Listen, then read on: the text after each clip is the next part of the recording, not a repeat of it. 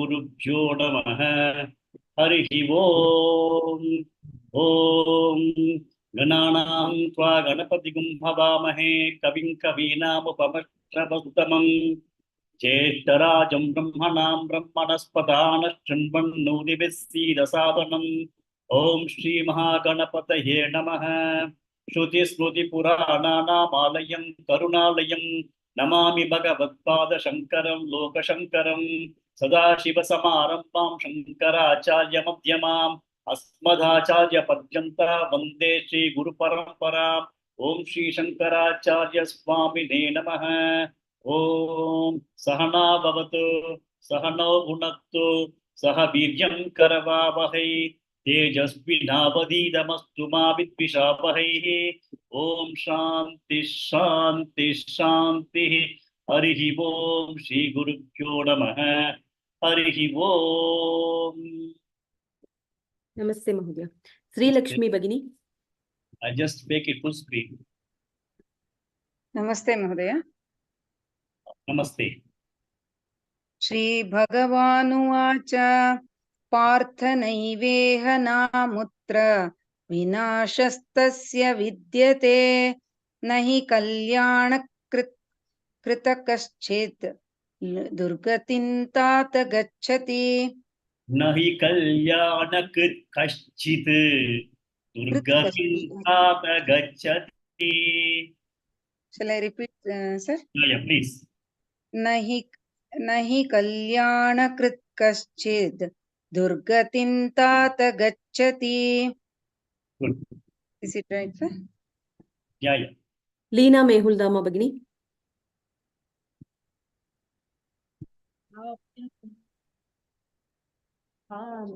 शित्वा शाश्वती समाः शुचीनां श्रीमताङ्गेः योगभ्रष्टोऽभिजायते। Can you repeat again? We could not hear the first line. I think there was some audio issue. Okay, sir. Yeah. प्राप्य पुण्यकृतान् लोकान् उषित्वा शाश्वती समाः शुचीनां श्रीमताङ्गेः योगभ्रष्टोऽभिजायते। Good. Next. Rajalakshmi भगिनी।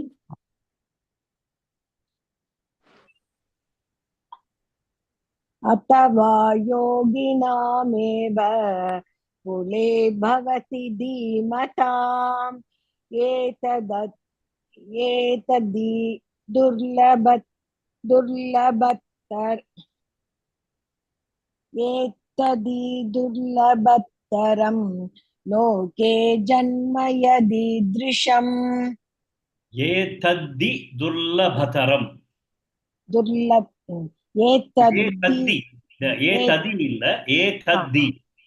एतद्धि दुर्लभतरं लोके जन्म यदीदृशम्।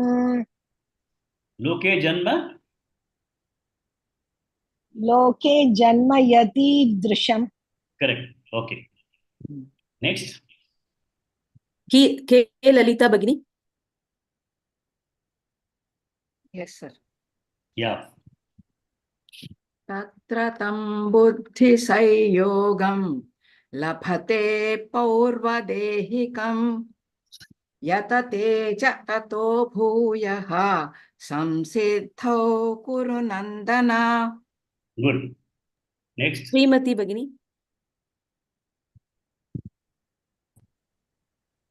पूर्वाभ्यासेन तेनैव ह्रियते ह्यवशोऽपि सः जिज्ञासुरपि योगस्य शब्दब्रह्मति वर्तते। शब्दब्रह्माति वर्तते। Sorry, Madhya. Shabda-brahmati vartate. Can I repeat that line, Madhya? Yeah, second line again, yeah. Jignasurapi yogasya Shabda-brahmati vartate. Thank you. शरद चवन महोदय।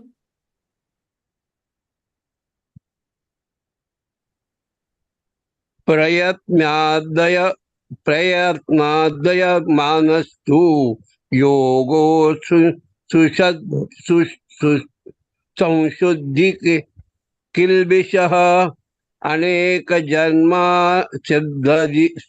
संसिद्ध ततो याति परां गतिम्. Okay. It is prayatnat yadamanastu. Prayatnat yadamanastu.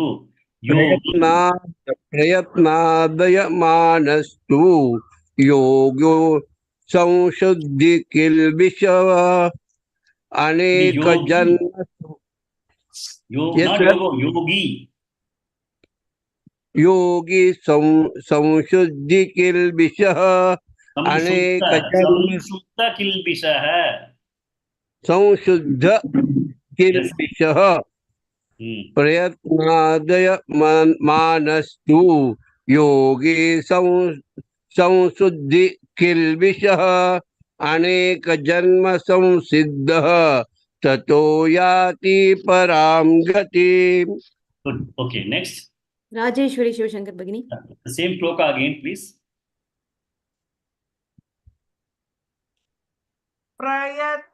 प्रयत्नात्यतमानस्तु योगी संशुद्ध किल्बिषः अनेक जन्म संसिद्धः ततो याति परां गतिम्. Good. Next. Vijayalakshmi R Bhagini. नमस्ते महोदय. Namaste. तपस्विभ्योऽधिको योगी ज्ञानिभ्यो विमदोऽधिकः कर्मभ्यश्चाधिको योगी तस्मात् योगी भवार्जुन. Not karma. Karmibhyashchadiko yogi.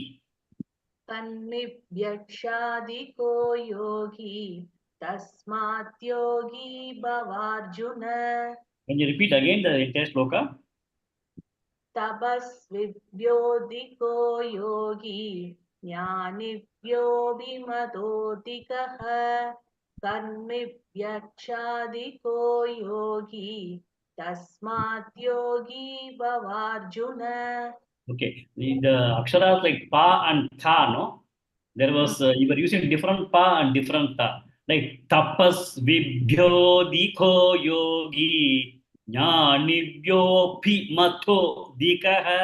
The tha is first tha. Pa also should be the pa. Tapas will be, not tabas. It is tapas. Shall I repeat again? Yeah. तपस्विभ्योऽधिको योगी ज्ञानिभ्यो विमतोऽधिकः कर्मिभ्यश्चाधिको योगी तस्मात् योगी भवार्जुन. Okay, good. So we'll go to next shloka today. Veena Fanishri Bhagini.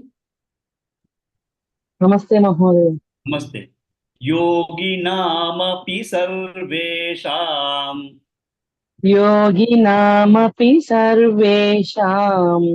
योगिनामपि सर्वेषां madgatenantaratmana मद्गतेनान्तरात्मना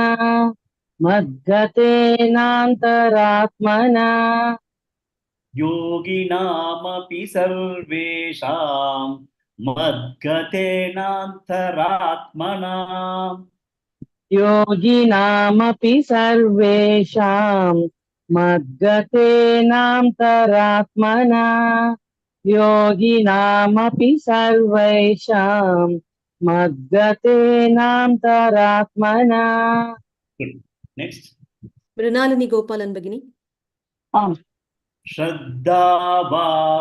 Shraddhavan bhajate yo mam श्रद्धावान् भजते यो मां श्रद्धावान् भजते यो मां समे युक्ततमो मतः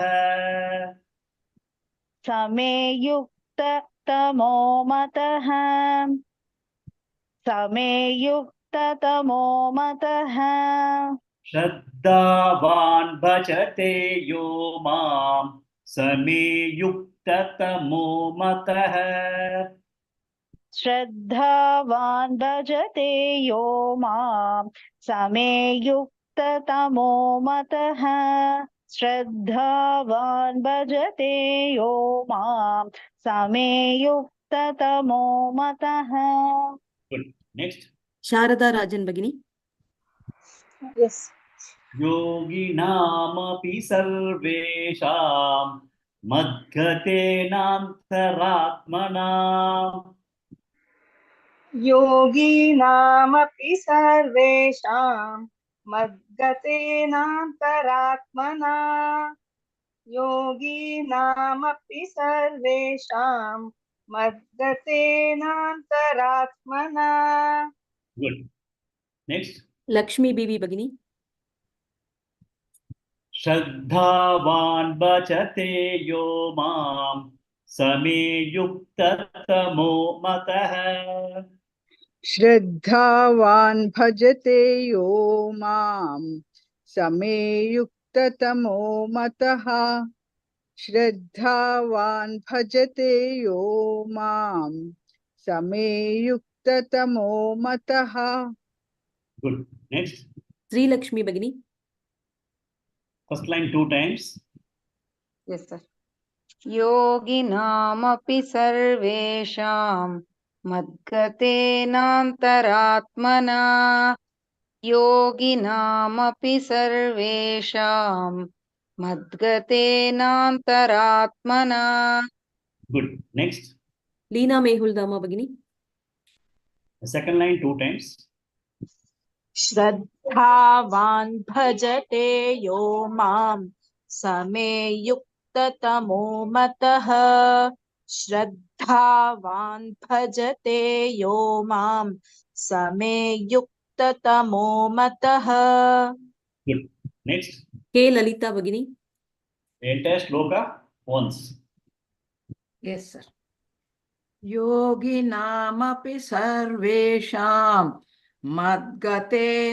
मद्गतेनान्तरात्मना श्रद्धावान् भजते यो मां समे युक्ततमो मतः Good. Next. राजलक्ष्मी भगिनी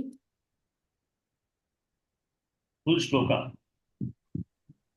योगिनामपि सर्वेषां मद्गतेनान्तरात्मना श्रद्धावान् भजते यो मां समे युक्ततमो मतः Good. Next. राजेश्वरी शिवशंकर भगिनी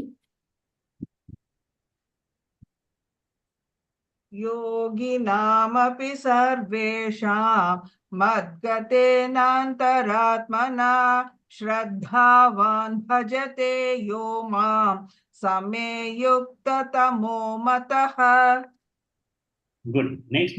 विजयलक्ष्मी आर भगिनी योगिनामपि सर्वेषां मद्गतेनान्तरात्मना श्रद्धावान् भजते यो मां समे युक्ततमो मतः Good. Next. श्रीमती भगिनी Yes, Madhya. Yeah. योगिनापि सर्वेषां मद्गतेनान्तरात्मना श्रद्धावान् भजते यो मां समे युक्ततमो मतः Chant the first line only once. योगिनामपि सर्वेषां मद्गतेनान्तरात्मना Good. Yeah. Next. शरद चवन महोदय योगिनामपि सर्वेषां मद्गतेनान्तरात्मना श्रद्धावान् भजते यो मां समे युक्ततमो मतः Good. Next. One more person. Gurumurthy महोदय योगिनाम् अपि सर्वेषां मद्गतेनान्तरात्मना श्रद्धावान् भजते यो माम् समे युक्ततमो मतः. Good. So we'll go to the meaning of this shloka. The earlier shloka, Bhagavan was telling the yogi is the one who is superior to tapasvi. Okay, the one who is in meditation. With respect to him, this yogi who has realized himself is superior. Jnani Jnanibhyopi matodikaha. He is also superior to the one who has got knowledge. So knowledge is understanding. Recognition is very important. We all have knowledge of Atma, self, Bhagavan, everything. Knowledge is there. But recognition ourselves, realizing it ourselves is still a long way to go. So the jnanam is only knowledge, understanding. So he says that this yogi who has been able to realize himself is also Jnanibhyopi matodikaha. He says that he is considered to be even superior to the jnanis. Karmibhyascha adhiko yogi. Even those people who are engaged in actions in the world, or even karma yogi for that instant, even with respect to them, this yogi is going to be much superior. Hence, O Arjuna, Tasmad, hence, yogi Babarjuna, you become that yogi who is going to be the most exalted yogi. Okay. So that is what he is telling Arjuna. So at the end of the day, he is giving a vision for Arjuna that he has got to become a yogi who is able to realize himself. So that is the vision that he has given to Arjuna at this point in time. And then here, yoginam api sarvesha madgate namtaratmana shraddhavan bhajate yomam same yukta tamo matah. Shraddhavan. Yaha means the one, the yogi. Shraddhavan. What is Shraddhavan? The person who has got Shraddha. Shraddha, as I told you, the spiritual seekers who have got absolute faith in the words of the Guru as well as in the Veda Vakyadishu, whatever is there given the text of Vedas, Upanishads, etc. The absolute faith, whoever has got in terms of Veda Vakyadishu and Guru, then he is called a Shraddhavan. Because this is something which they are all trying to help him realize through the words of Veda and also through the teachings of the Guru.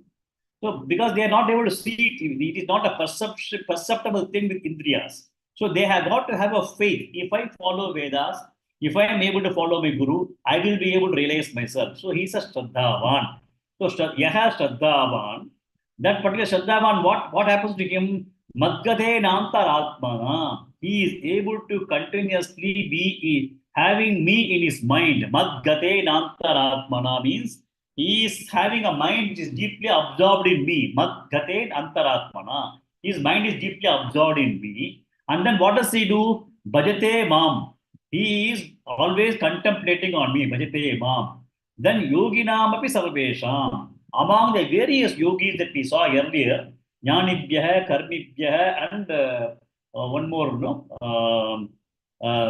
Tapasvibhyah. So among those yogis, Yoginam api sarvesham, among all those yogis, the one that who is going to be having lot of Shraddha, who is able to have his mind absorbed in myself, who is able to contemplate on me, he is the most exalted of the yogis. He is the most exalted of all the people who are trying to reach across to me, because they know they will be able to realize me and they also realize me. So he is now telling that this is the exalted yogi whose quality is being discussed over here. So with this, Bhagavan is concluding the sixth chapter. Sixth chapter is called Jnana Yoga or Atma Sayyama Yoga. Atma Sayyama Yoga is controlling the mind.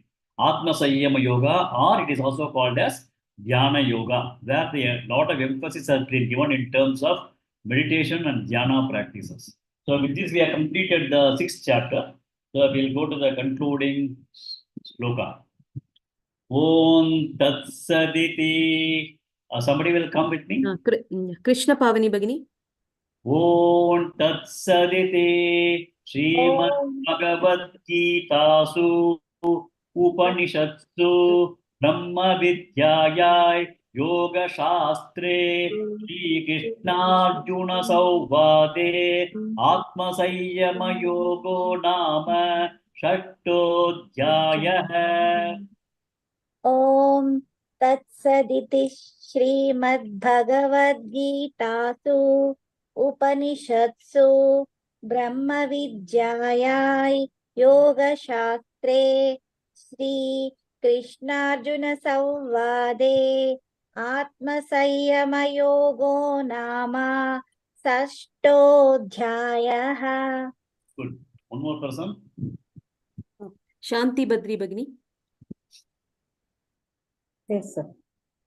Om Tat Sat Iti Shrimad.Bhagavad-Gitasu Upanishadsu Brahma Vidyayai Yoga Shastre Shri Krishna Arjuna Savvade Atma Sanyama Yogo Nama Shashtodhyayah.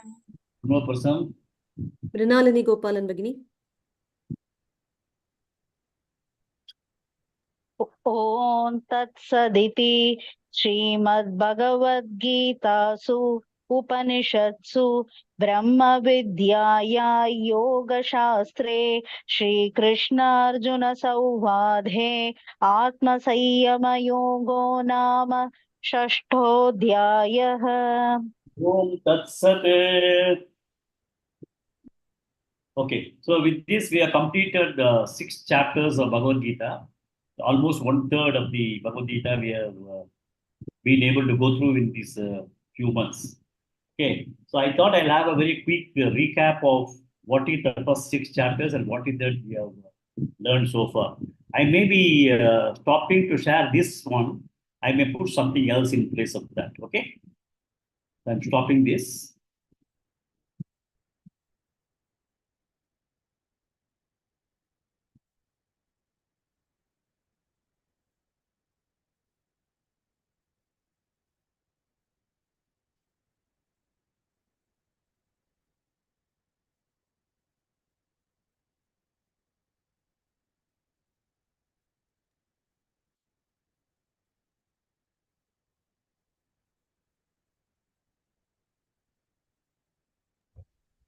Sir, Yeah. if it is a summary of everything, then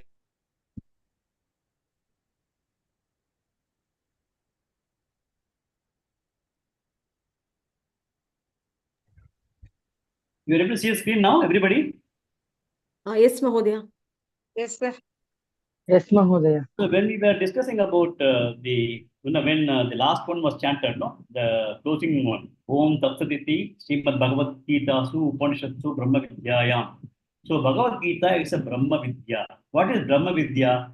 Brahma Vidya is nothing but understanding that the Brahman is our own true nature. Okay. So Bhagavad Gita is going to be talking about Tattvam Asi. Okay. Tat means the Brahman. Tvam means you. You means the Jivatma, the individual. Asi means you are the same Jivat. Jivatma is same as the Brahman. So the understanding that the Brahman that we have, the God that we all call, and the individual self that we call as Jivatma, we have to understand that they both are same. That is the primary Tattvamasi. It's called Mahavakya. Mahavakya is anything that is going to tell that you are that Brahman. Whenever that kind of a Vakya is there anywhere in Bhagavad Gita or anywhere in Upanishad, that means it's called Mahavakya. So Tattvam Asi is the principle that is going to be taught in the Bhagavad Gita. Other Mahavakyas are Aham Brahmasmi and then Prajnanam Brahma. So all these kinds of, there are 4 or 5 such kinds of Mahavakyas. So Tattvamasi is a very, very popular Mahavakya. So if you look at the Bhagavad Gita, it has got 18 chapters. The first 6, there are each 6 chapters are coming as a kind of a group. Okay. The first 6 chapters are supposed to talk about Tvam. Tvam means you, Jivatma. Okay. It is going to be primarily focusing in terms of telling who are you. Arjuna is taken as an example in terms of the discussions. But who is a Jivatma? Understanding the Tvam principle is the first 6 chapters. That is what we are concluded as of now. If we are just going to, when we go through the entire studies that we have done so far, we'll understand that we have been trying to know more about the Tvam principle of this Tattvamasi. So the first 6 chapters had been primarily focusing on the Tvam principle. Okay, of Tvam Pada Artha. Artha means the discussions in terms of Tvam Pada is the word. Some word has been given importance in terms of discussions of the first 6 chapters. Okay, then the next 6 chapter that we are going to study from now on, 7th chapter onwards of the 12th chapter, is going to be that Tat we are going to talk about. So Bhagavan is going to talk about the Brahman, the Tat principle. Initially, we talked about the Tvam principle, You principle, or Jivatma principle. Now, the 6th, 7th chapter to 12th chapter, it is going to be talking about the Tat principle, the principle of the Brahman. Okay. So now, if you look at the way the 7th chapter is starting itself, you will find a small distinct change in terms of the flavor of how the discussions are going to be from the 7th chapter onwards. It does not mean that in all the 6 chapters it was only Tvam principle. There could have been a lot of Tat principle also would have been there. Okay, but predominantly the flavor of the first 6 chapters have been in terms of Tvam principle. Okay, now the entire Bhagavad Gita is equation Tat is equal to Tvam. Okay, that Brahman is the same as you. Tat is equal to Tvam. That is what you are going to understand. So we understood Tvam in the first 6 chapters. We are going to now discuss about Tat in the next 6 chapters. And equal to sign we are going to, that is for Asi. You are that. So that equal to is what we are going to be understanding in the what Bhagavan is going to cover from 13th chapter to 18th chapters. Okay. So that is Tat is equal to Tvam. That is the kind of message that Bhagavad Gita is driving. Bhagavad Gita, not only Bhagavad Gita, even Upanishads also continue to focus only in this principle. This is called Vedanta. Okay. So in the first chatka that we have completed, Tvam-pada, you as a person, it is a dharma and adharma is a conflict. That is what we have seen. So when you look at the first chapter, what did we see? Arjuna was in a very, very tight situation. The situation was that there was an affection. He had a lot of affection for his people, but he was having a conflict with respect to what he is supposed to do as a king, to take care of the kingdom. So he has got a duty, but he has got affections. So there was a big conflict that he was facing between affection on one side and duty on the other side. So long as duty is not in conflict with affections, one can perform duty satisfactorily and comfortably. But whenever the call of duty is also pronounced, it is much more attractive and much more demanding on you. You are more convinced about the call of duty, then definitely those kinds of people will easily overcome the affection portion of it. Because the call of duty is more powerful for those kinds of people. However, when a person's affection or emotion is overpowering a duty, the result will be always a conflict. Because these people are dharmic people. Dharmic people, when they are stuck with emotions, on one side is affection, the other side is the duty. They also have a tremendous sense of responsibility. So when there's a conflict between the duty to be done and affection on the other side, they get into a big conflict because they are not able to just like that do the duty that they are supposed to do. So in this particular case, what happened was that Arjuna was overpowered with emotions and he was not able to take up the duty. In fact, he came out with a lot of enthusiasm. He was struggling in those Ajnana Vasa of the 13th year. He was in the forest in a kind of incognito. They were all struggling. Draupadi was not willing to groom her hair. Every time he sees Draupadi, he was able to understand the difficulty that the entire Pandavas have done. Duryodhana refused to even give a small place for these people to live. They did not ask the kingdom. They asked, give us 5 villages. They asked 5 houses. But these people, they said they will not give anything.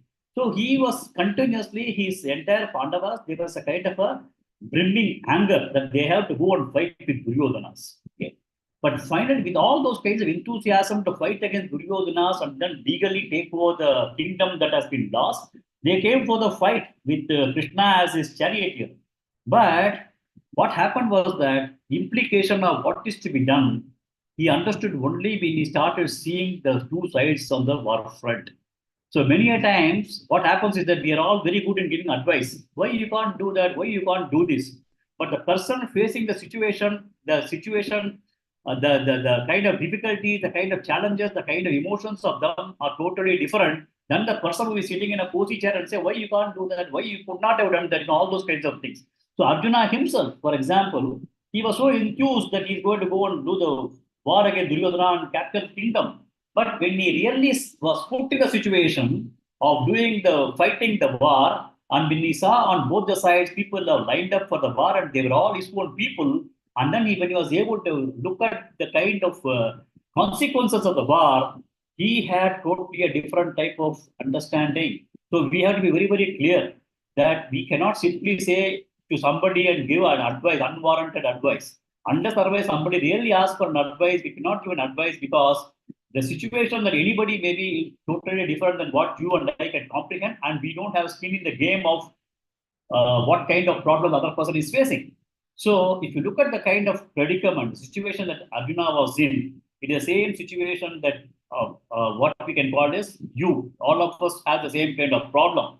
That is Tvam. Tvam is that particular predicament. This is a predicament for the entire, every one of us. The jiva, the individual. We are all subject to emotions. We are all tossed between the right and wrong, dharma and adharma. And because we are not able to really take a decision whether to do this or whether to do that, whether I have to be rational or I have to be emotional or I have to be rationally emotional or emotionally rational, we get confused with all those kinds of things. And finally, when we are not able to act at the time when the action has got to be done, even delayed action is also a very bad action. Ultimately, when such kinds of conflicts happen, we end up in Shloka, we end up in sorrow. So if you look at that way, Arjuna references everyone who gets into a conflict, and at the end of the day, they are not able to take a decision properly, and then end up in a Shloka. So if you look at that way, I am a subject to sorrow. If you look at that way, I am. If you look at that way, every individual, you, I, everybody is subject to sorrow. That is a problem of Tvam. Okay, that is a problem of the humanity. That is the problem of the mankind. So it is not Arjuna's problem that we are going to be focusing at. Bhagavan has been giving Bhagavad Gita for the purpose of everybody. Arjuna's problem is supposed to be everybody's problem. Then what happened on seeing everybody across the battlefield? Arjuna decided that he does not want to have the kingdom, and then he wanted to contemplate to give up the fight also. He said, no, I don't want. Nacha rajyam sukanicha, kimnyo rajyena bhogena, kim bhoge jividena va. He said, what is the purpose? Killing my own people, killing my own acharya, killing Bhishma, killing everybody who are all my cousin, and who are all my friends from the neighboring kingdom. There's no point. I do not want to be the person who kills my own people. If everybody is killed, for whom is the Rajyam? Who I am going to be doing Paripalanam? So all those kinds of situations came, and he decided that there's no point in fighting this war. So he came with so much of enthusiasm to fight the war. So he had a conflict between affection and call of duty, and he finally succumbed to emotions. And then he said, I will not fight this war. Okay, so that's what happened. Then there is, sorry, I just jumped the slide. Okay. Then he had wanted to give it up. Then what happened was that in chapter 2, Arjuna realizes that Krishna is standing there. There should be some other option, some other way out, or maybe his decision to give up fighting itself is wrong. So he had got some kind of doubt. Though he sat on the back of the chariot, he had his own doubt whether whatever I am doing is right. So whenever we are in doubt whether what we do is right or wrong, we always try to bounce the situation to somebody else, very close to us, some senior people, elderly people, experienced people. He said, tell me, I am doing this, I am in this kind of situation, this is the kind of action I want to take. You mean I am right or I am making some mistake? So that's what, the same situation, Arjuna also realized that there should be some other reason that I should, which I am not looking at it. So he did not run away, he did not give up everything, he did not run away into the Himalayas. Then he immediately surrendered to Lord Krishna. He said that Yashreyasyan Nichidam Bhuvidam me. He says Arpanya Dosho Upakarasvabhavaha Prichavitam Dharma Sammuda Chetaha. He says that I am totally deluded. My heart is fully deluded. My mind is deluded. I do not know what is the right decision I should take. Yadishreya, whatever is going to provide me with moksha, Syad Nichitam Bruhi, you please tell me, Tan Tadu me, you tell me that. I am your Shishya. All these days he thought that he was going to be a friend relationship and he was only a charioteer and Arjuna is going to be the warrior. But now, till such time, Bhagavan has also not opened his mouth. Then he says, Shishyasteham Shadi Mam Tvam Prapannam. I am your Shishya. You are my Guru. He now elevates Lord Krishna from the situation, from a charioteer or a friend whom he has called for help to the status of a Guru. And he then said, I am your Shishya. I am surrendering to you. Please try to tell me what is that is right for me, what is going to provide me with the Shreyas. So now he surrenders. That is Shloka number 2.7. That he has surrendered to Lord Krishna and says, please help me out of this mess that I am in. So now we have to understand that Arjuna's problem with the meaning of you. That is, you means I'm telling all of us, from principle of the Jiva and not Ishvara. It is not the problem of Lord Krishna. It's not the problem of Ishvara. It is the Jiva's problem. However, Jiva, the individual, has one of the advantages that we have as Jiva is that we have a conflict, we have a problem. But Bhagavan has also given us knowledge. He has given us buddhi. The sixth sense we all call, no, Bhagavan has given that. So if you look at that way, animals, etc., have got a very structured lifestyle. Okay, they are just born, then they live their life, they eat, they have a progeny, then they get aged, they die. Whereas if you look at human beings, there has been a kind of blessing given by Bhagavan that he has given capability for a free will, capability for pursuing knowledge. So we all can become jignasu. Jignasu means people who are desirous of knowledge.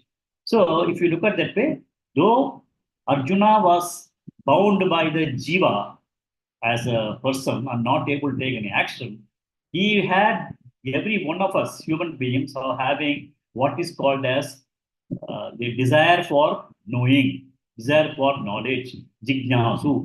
If you want, we all can become jignasu. We can seek the knowledge.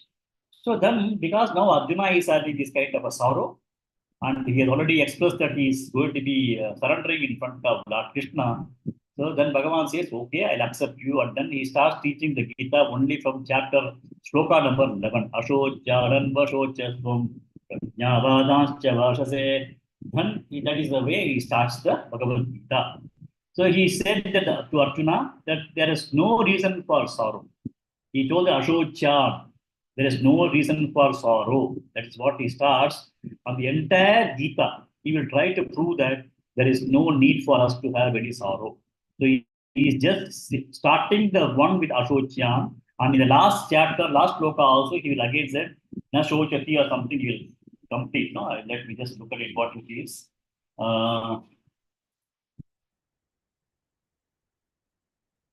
Last sloka.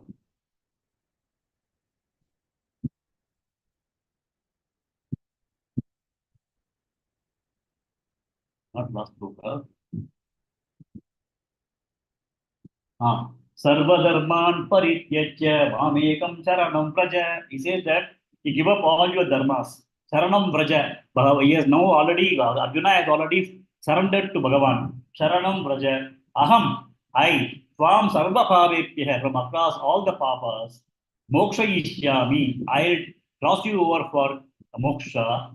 Ma shuchah, do not grieve, do not have any sorrow. So we start with 2:11 when he says Ashochan Anoshochasvam, and 18th chapter 66th sloka, Sarvadharman Parityajya, Bhagavan concludes that Ma Shuchaha, do not worry. So the entire thing, if you look at Bhagavad Gita, Bhagavan continues to prove the entire Gita that there's no reason for sorrow.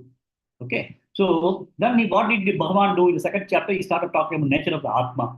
Atma is neither the doer nor the done. It is neither the karma nor the karta.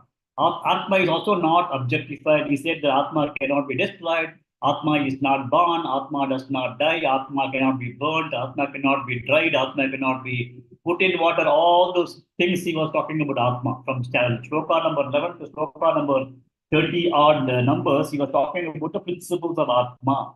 Atma is something that is totally different than whatever you think you are. Atma is a non-doer. Atma is absolutely pure. Atma is Chaitanyam. That is what he was talking about Atma till the 30 Lord slokas. Primarily because Arjuna was of the opinion that he cannot kill his own people. If he kills his people, then he is going to have papa. So Bhagavan said, you cannot kill anybody. What he is going to have is only the body will fall, but Atma will not die. We are all here now. We all will be there in the future. We all were there in the past. He said, he also said in one of the slokas, no? So he was trying to explain the entire principles of Atma. After explaining the principles of Atma, slowly Bhagavan said that he has to take karma yoga. He has got to understand that he is he is a Kshatriya. Kshatriya, the only thing that he has got to do is to protect the Rajyam. So he has got to take up the fight. And the Kshatriya Dharma also calls for him to ensure that he protects his people. And by protecting the people, in case he loses his life, he will be only losing his life. Secondly, this is a war of Dharma. It is not a dharmic war where he is trying to invade some other country, some other Rajyam. It is not like that. It is a war of Dharma. So he said it has got to be fought. And secondly, you cannot bayat ranadu paratam mamsyarde tva maharataha. If you run away, also everybody will start laughing at you. Everybody, the entire people, soldiers are all lined up. And they were all looking at Arjuna to really protect their interests, protect the Rajyam. If you run away, then what will they think about you? You are supposed to perform. Arjuna was not learning archery all these years just for showcasing that he's a good archer. But when the need arises, he was supposed to be a warrior and protect the people. So all these kinds of things Bhagavan was discussing in the second chapter after discussing about Atma. He said he cannot run away. He has got to take it as a duty that he has got to fight. Whether it is going to be a success or failure, Labha, Labho, Jaya, Jayo, whatever it may be, you have to accept it. But you have to do your duty. Do your duty and do not worry about the karma phala. If the duty is that you have to perform now, do it. But do not get bogged down with the result in mind and then do not get bogged down. Then after he talked about karma yoga portion in second chapter, Arjuna asked about Sita Prajna, the person who is able to be establishing himself in his own Brahman. So Bhagavan also started talking about the Lakshanas of Sita Prajna. In that one he said how the Kama, Bhavati, Sammoha, Spudibhi Brahma, all those kinds of things he talked about. And whether how the Sita Prajna is able to be Dukkeshwara Dignamanaha, Dukkeshwara Buddhaspraha, Vitaraga Vayakrodaha, so he was telling about all the Lakshanas of Sita Prajna, which is also that of Jnani and Yogi. It will all be same now when you look at 6th chapter. So he was talking about all those things, Lakshanas and all, he was talking in detail about the things. And then he said that that's all fine, but Arjuna, now you have to fight. That's what he concluded. Then he also now understood something on sannyasa. He also started understanding something about Dharma Yoga. Then Arjuna said, if knowledge is what is required for liberation, then why should I do karma? He asked, why not I straight away take up sannyasa and get knowledge? He says, moksha is the ultimate goal. Purushartha, dharmartha, kama, moksha. He says, moksha is the ultimate goal of the human life. Okay. If that is going to be the ultimate objective, then why should I take to karma? Straight away I'll do only sannyasa and then get out of this. So, but what was happening is that Arjuna was intention to do sannyasa, take up sannyasa was that he wants to run away from the war field. And he was not, he said, I am not interested in the kingdom. If he's not interested in the kingdom, he said, I am not bhikshamapi here, loke. Even begging also is fine, he said. No, bhikshamapi loke, something he says in the second chapter. I can even beg and then make a living. So he wants to just give up everything and run away because he had a kind of a fear. For the fear, he thought better will be to excuse as a sannyasa, go to Himalayas and then get out of these things. Then Bhagavan was very clear. Bhagavan said that it is only your duty. Please do your duty and not to take a many sannyasa. Through knowledge only you will be able to also liberate yourself. That's what he says. Though knowledge only liberates, that's what he had told. But knowledge can be gained through karma yoga or also through sannyasa. But knowledge only will liberate. But however, at this point in time, Arjuna, you are supposed to only take up to fighting. So this Shloka only talks about which is the one that you please tell me very clearly. That's what I want to take up. Arjuna says that's what he starts in the 3rd chapter. Jagasi chet karmanaste masa buddhi janardhana. So which is better among karma yoga or sannyasa?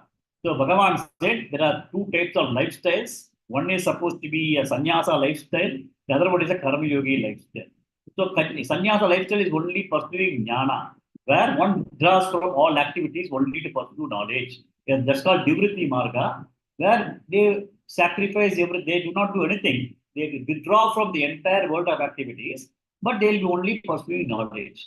The other one is the Karma Yoga Marga, where one performs activities. They are going to be a part of this world of activities with their body, mind, senses. But only thing is that instead of being only a karmi who only does actions with selfish intention, a karma yogi has a right attitude. He will definitely, a karma yogi is a person who does what is to be done at any point in situation, any point in time. He does not put his self in front of doing things. He does not see what is there in it for me whenever he is getting into any kind of a action. So that kind of karma yoga is what we need to practice. And through karma yoga, you need to work on your antakarana chutti. Only with antakarana chutti, you will be fit for gaining knowledge. And only when you gain knowledge, you will be able to understand what is that knowledge. And then once you are able to internalize that knowledge, you will be able to have a liberation. So that is what Bhagavan has been telling. And he told that you are only fit for karma yoga. And sannyasa is not an easy thing at all. That's what he said. He says that sannyasam is not a very easy thing. And Arjuna was advised to a lifestyle of karma yogi. He wanted Arjuna to have rubbings with the entire world of activities, and that will teach him a lot of lessons of different types of people, different types of problems, different types of situations. And and with the karma yogi attitude, when somebody is able to do things in the world, their experience, their maturity will be far, far superior than the person who has completely withdrawn his senses from the world of activities and then he is engaged only in pursuing knowledge. He says that this person is much more grounded, much more capable, much more stronger in terms of gaining knowledge than sannyasi, direct sannyasi. And sannyasi, direct sannyasi also is not very easy. So you be a karma yogi and take to fighting. That is what he told. So he thought, Bhagavan said that, okay, I think I have done everything. Then again, in the 4th chapter, Krishna is revealing that he is Ishvara. So he told Arjuna that this yoga, this karma yoga, or the entire yoga, whatever we are talking about, he first told it to Lord's son. Now, what is that? I don't know how this Shloka starts. I'm not able to get it. Okay. So he told, no, I only gave this Proktavan Aham. Oh, just 1 second. Somebody can help me with the first Shloka of 4th chapter? Let me see. Sir. He said, yeah. Oh, Imam vivasvare yugam proktavanaham vivasvan manave praha manujiktvaka praveet. So that's what he said. He said that I only told the entire yoga to sun god. From sun god it came to Manu. From Manu it came to entire Ishvaka Kula. Then it was all followed by Raja Rishis. So it came evam parampara praptam imam rajashyu viduhu sakale neha mahata yogo nasta parampara. So it was all coming down, and then there has been some kind of deterioration in the amount of knowledge that was passed on from generation to generation. Then he said, then Arjuna said, how can you say that you were there at that time? Then Bhagavan said, I may be appearing in his body in a human form, but I am not born of karma, and I have just assumed this body. Yada yada hi dharmasya glanir bhavati bharata abhyuttana dharmasya tadatmanam sujamyaham. He says, I will just manifest myself. He said, that's what he said. And then he said, whenever there is adharma, I will be there. Okay. Why I am there? Paritranaya sadhunam, vinashaya sadushtiram, dharma samsthavanate sambhavam yuge yuge. He said, whenever there is going to be such kind of situations arising, I will be there. I will be there to take care. But only thing you have to understand, Arjuna, is that my body is not born of karma. If you look at our bodies are born out of karma. It is all the previous karmas that we have done, we have got this particular body, and then with the kind of Sukshma Sarira which has carried over from body to body, we have been able to be in this life. We have come out with a small basket of Prarabdha karma, which we have got to live in this world and then exhaust all the Prarabdha karma, then only this body will fall. Then based on whatever we have done in this life, and based on whatever is the pending karmas that is yet to be fructified, Bhagavan will again decide what is to be done, and then the journey goes on and on and on before a person can realize. But we say that I am not like that. I can assume a body. But Arjuna, you also have to understand, if you also realize yourself, you also actually have assumed the body only. It is not that only I have assumed the body. Your body also, your Atma is same as my Atma. He indicates that. So that is the kind of, because Atma is never born. So please understand that. That's what he was telling. So then what he was telling is that you have to renounce the doer. The 4th chapter is Jnana Karma Sannyasa. In the case of Jnana Karma Sannyasa is renunciation of action through Jnana, which means that you have to be in action, but you have to renounce the actions. Then how does it renounce the actions through Jnana? What does it mean? When I start doing things, that is what is to be done, Kartavyam iti, I will do it. Okay, but what is the outcome of that? I am not going to be impacted. I am going to only decide that what I am supposed to do, I will do. I am not going, karma pala is pruha. I am not going to get attached to the karma pala. Karma pala is not a driving force. I will not do anything on a selfish intention. So we have discussed enough about the karma yoga. With that attitude, once somebody is starting to do things, then what happens is that he is able to be doing things, but he is able to renounce whatever actions he is doing. That is called jnana karma sannyasa. With knowledge, whatever is somebody doing, he is able to give up those kinds of things. Okay. So he also talked about one shloka. Karmanya karmaya pashyeda akarmanya karmaya sa buddhiman manusheshu sa yuktasya krishna karma. In this shloka, what was told is that karmani akarma. In actions, a person should be able to see non-action, which means that he is supposing somebody is doing an action, action is being done by the body-mind complex, but this person is able to see the Atma in that particular case. You understand? So the person who is able to see the Atma in everybody is a person who realizes himself also. So he was talking about these kinds of things. And then he also said that once somebody is able to get the jnana, understand the self, then whatever karmas that he has been accumulating over the past, jnanatmi datta karmana, jnanatmi sarva karmani, basma satkurute, it will all be burned. Like what? Like a twig is put into the fire, it gets totally burned. Once you are having a jnana will be able to burn away all the karma that has been accumulated over the past. So he said that, but though Bhagavan has been giving all these kinds of teaching, he still told Arjuna, please understand that I have given you the high-level understanding of this. But now what you should do is you also may have to, after the war, he says, you have to go find a good teacher, you go fall at his feet, you go to him with your requirements, you be in the ashram, you do whatever he is doing, you do your shadowing of that particular jnani in terms of what he does from day in and day out. And then once he finds you to be a qualified student, he will be able to upadekshanti jnanam. He will be able to provide you with the jnana. Jnani naha tattvadarshinaha. That jnani who is a tattvadarshi, he will be able to provide you with the jnanam. So you can perhaps go to one jnani and then be there in the ashram later. And then he'll be able to provide you with a very good vision of what is sitting and help you in terms of understanding yourself. So again, Krishna was emphasizing that it is not karma sannyasa that is important. Karma sannyasa is what? Giving up the actions, that is by our sannyasis. That is not important. But jnana karma sannyasa is important. Jnana karma sannyasa is renunciation of action through jnana. That is what is important. That's what he said. So he concluded telling the Arjuna to understand, and then he again told him, please get up. Okay, please establish in the knowledge of karma yoga and get up and fly. Chitvainam samshayam. Cut off all the doubts that you have. Yogam atitto titta bharata. Okay, and get up and then start getting into the war. Uttishta bharata. That's what he concluded the chapter on the 4th chapter. Then if you look at that way, or if you look at it from the perspective of understanding the self, there's no choice. Ultimately, we need to become a tattva vide. We need to know the Brahman in us.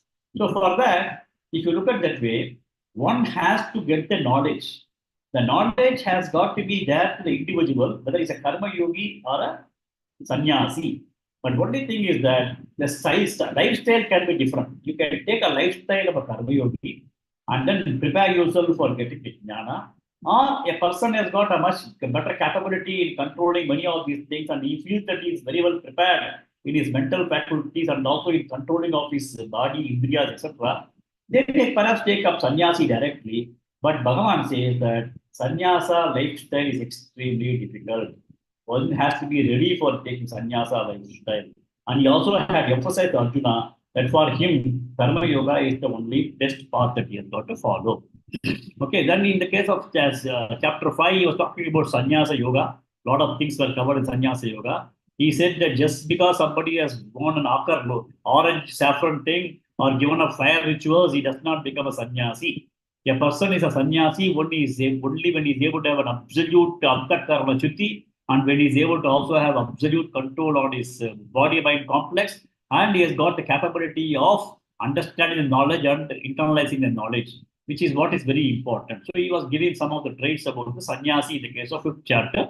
And he, however, told Arjuna that that is not the lifestyle for you. You have to be only a karma yogi. Then we were discussing the 6th chapter, where now a person has prepared himself. The mind faculty has been prepared. He has got the knowledge that the Brahman is the same Brahman in the individual. All these things have been very well prepared. Now, how do we start realizing it? What is the process? Because all we have been doing so far is reading it from the book. Now, how do we know? How do we recognize that we are the Brahman? He says that Atma Sanyama Yoga or meditation is the only way. Importance of meditation in the pursuit of knowledge has been very beautifully explained in the case of the 6th chapter that we just concluded.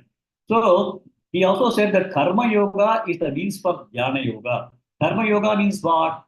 There are no Raga Dveshas. When there are no Raga Dvesha which is going to determine your actions, then you become a Karma Yogi. Only you have to control Raga Dveshas. I think that also we have discussed a lot of times. Kama has got to be managed. Every time Bhagavad has been telling from 2nd chapter, Kama. Even 6th chapter also has told about Kama. Raga Dveshas is something which somebody has to really overcome in order that he'll be able to have his mind under control for Jnana Yoga. So Karma Yoga, by which you get Antakarma Chutti, is the means of Jnana Yoga. And then mind has got to be prepared so that it is not disturbed by anything. Then only it is possible to really understand the self.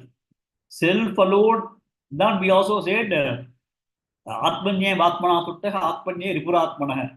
It is the individual self who can be your enemy or it can be your friend. The self in that case, it can also be told as mind. Your mind is your own enemy or your mind is going to be your own friend. In English language, they say you are your best friend or you are your worst enemy.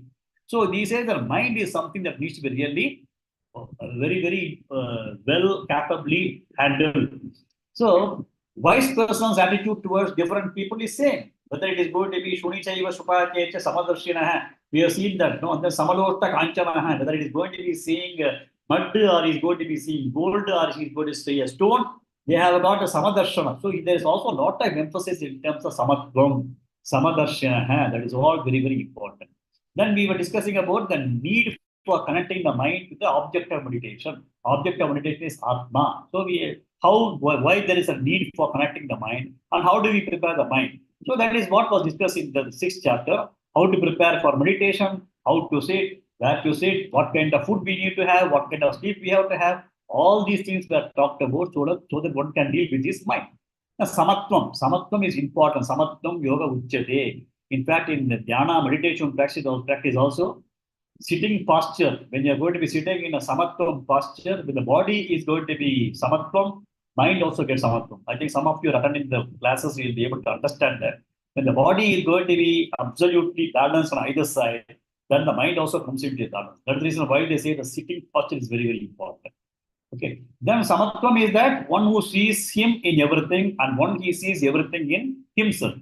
Saha Pashyati, Yaha Pashyati, Yomam Pashyati Sarvatra. Then Bhagavan said it is not only the individual who is seeing himself in everything and everything in himself, then he also puts Yomam Pashyati. Then he says the individual will also be able to see me in everything and see everything in me, which means that in his first sloka he told about the individual self as a self in everybody. Second sloka he told that I will be the one who will be there in everything. And I will be the one and everything is there. So he says that Jiva and Ishvara are sick. That's what he was telling in one of the slokas in that.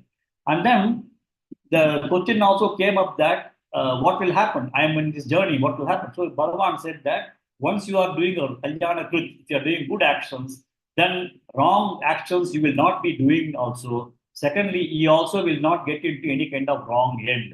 Then he talks about the mental agitation, mental management of that, Abhyasa, Vairagya, then Yoga Brashta, in case somebody is in the path of this and then he is not able to accomplish, then he falls, then he becomes Yoga Brashta. Then Yoga Brashta means what happens to him. Then Bhagavan was assuring that don't worry about that. If you are going to be in the spiritual journey, you will be able to continue. And I'm assuring you that you'll be either born in a good family, that is what the Srimatam, Suchinam, Srimatam Gehe, or Yoginam Avisar, Yogina Kude. That also he said either he will be born in yogi's family or you may be born in a very good family, and you will be able to get Paurva Dehikam, whatever buddhi and whatever knowledge you had in the past, you'll be able to again reach it through your own mind and buddhi. Buddhi yoga, you'll be able to understand and reach it to your own buddhi, and from there you'll be able to pick up and move forward, and then you'll continue to be in the journey of spirituality of realizing me. So this is what Bhagavan has talked about in the 6th chapter in terms of explaining how one will be able to realize himself. So now if you look at that way, we had discussed about knowledge of Atma in the 2nd chapter. Karma Yoga was discussed in the 3rd chapter. Jnana Karma Sannyasa Yoga, that is renunciation of action to knowledge, was discussed in the 4th chapter. And the Sannyasa Yoga was discussed in the 5th chapter. And meditation was discussed in the 6th chapter. All these things, if you look at that way, it's all for whom?